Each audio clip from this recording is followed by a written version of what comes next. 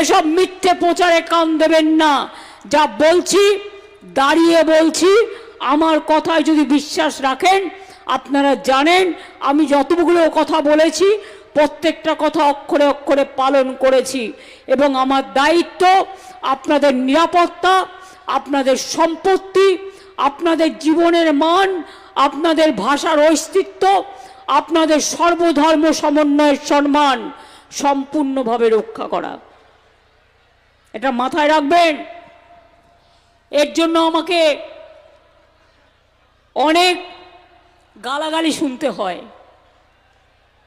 কুচ্চা শুনতে হয়।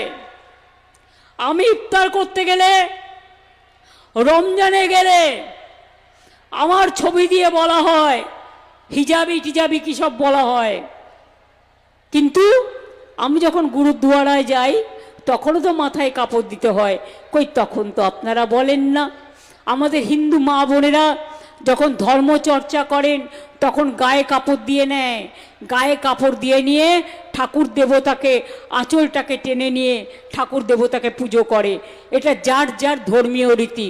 আর আমি যতদিন বাঁচব আমি সব ধর্মের পরম্পরা মানব, সব ধর্ম বর্ণ সম্প্রদায় সবাইকে সম্মান দেব। আদিবাসীদের যখন নৃত্য হয় আমি তো আদিবাসীদের ড্রেসটা পরি। কেন পরি? এটা হচ্ছে সহমর্মিতা, এটা হচ্ছে তাদের সম্মান দেয়া। অন্যের বেলায় আপনার গায়ে লাগে না, যত গায়ে লাগে যত দোষ নন্দ ঘোষ। সংখ্যালঘুদের নামে দিয়ে দোষ, সাধু সেজেছেন বিজেপির। বলতে পারতাম মোয়ারটা বললাম না, ভদ্রতা করে ড্যাশ ড্যাশ ড্যাশ নিজেদের মতো লাগিয়ে নেবেন।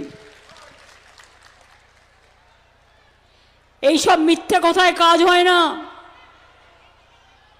এবং আমি পরিষ্কার বলছি, গত কয়েকদিন কিছু দুষ্কৃতী গুজব রটাচ্ছে রাজ্য সরকার কালেক্টরের খাতিয়ান নম্বর 1-এ ধর্মীয় স্থানগুলো, মসজিদ, কবরস্থান ইত্যাদি নথিভুক্ত করা হচ্ছে। সম্পূর্ণ মিথ্যে কথা।